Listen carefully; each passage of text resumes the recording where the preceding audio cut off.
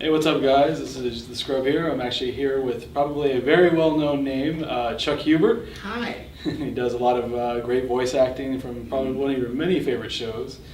Dragon Ball Z, Android 17, Hiei and Yu Yu Hakusho, Stein and Soul Eater, Hero from Shin-Chan, Austria from Italia. Oh my goodness!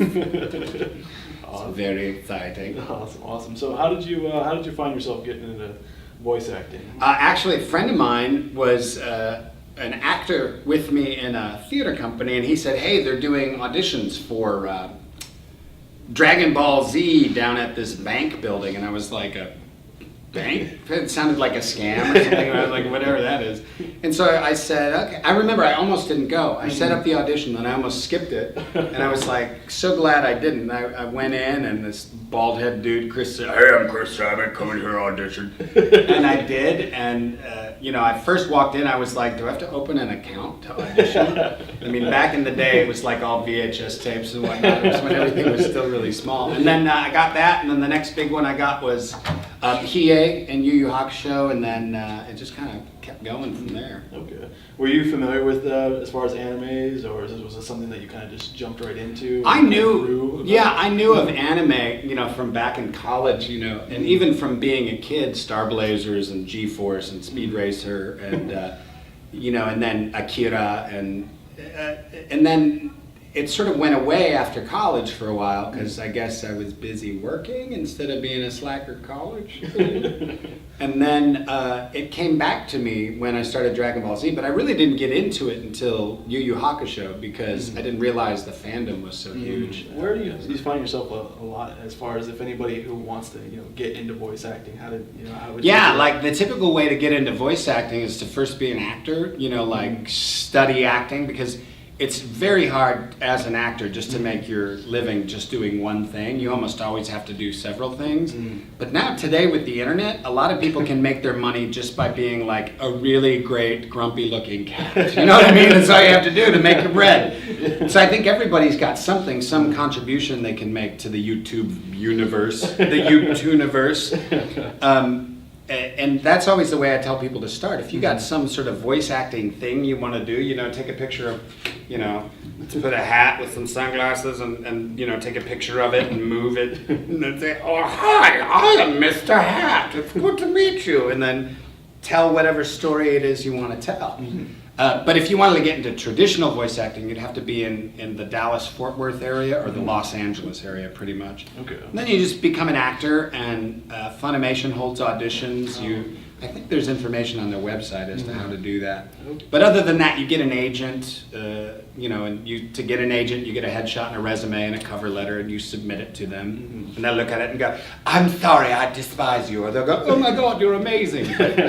Pretty much either way, you just have to fail a bunch before you can succeed. I'm always encouraging people to fail, because we stop ourselves before doing something because we think there's supposed to be some sort of permission that we're supposed to get. Someone's supposed to say, "It's okay for you to be a voice actor now," and you go, "Oh, thank you."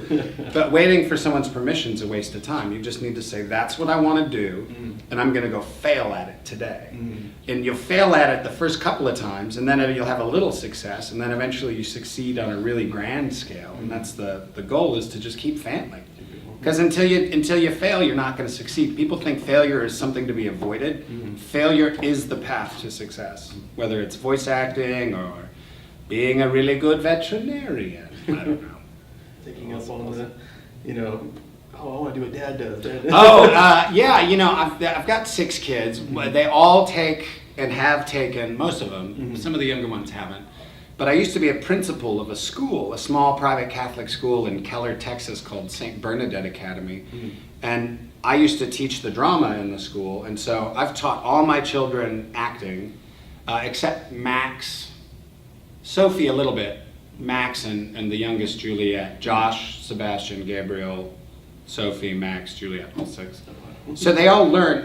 Some of them they're all very good at it, but some of them are more predisposed to it than others. I think Sophie and Gabe may be a little bit more interested in it, and my son Sebastian's a little bit more he's kind of an awesome scientist, a naturalist. He knows he can pick out every plant or bug or bird that you see. And I mean, up here in Alaska, he would be going crazy. He'd be like, "That's new." Flip it open his book to see what it was. I hate it. Yeah, really Awesome, fun. awesome. So this is your first time up in Alaska? Oh yeah, absolutely. It was beautiful. We drove up Turnagain. Oh my gosh! It's like you Turnagain, still beautiful. I was like trying to will a whale up to the surface. That would have been, it didn't happen though. But we did see sheep, like on the side of a mountain, and we saw a bald eagle, and we saw swans. Okay, so Yeah, so we saw some stuff we would normally see in Texas. Awesome, cool. So In Texas, we have squirrels and vultures. It's really exciting. Awesome.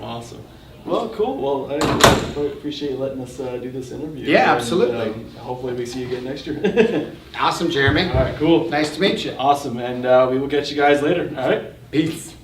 Hey there guys, that was Chuck Huber. We actually had a great time interviewing him. He's very friendly, nice, very humbling. I expected him to maybe have that, little star factor, but realistically, a very chill guy. If you ever have a chance to take a look at some of his animes, specifically, I personally like his Soul Eater character and Android. So, if you haven't watched Soul Eater or Dragon Ball Z yet, you're missing out. Anyways, we will hopefully see you guys at the next SenshiCon 2014. I'm sure that the guys at SenshiCon will definitely have it listed. But for the most part, we will definitely see you there and possibly get you guys another interview. See you later.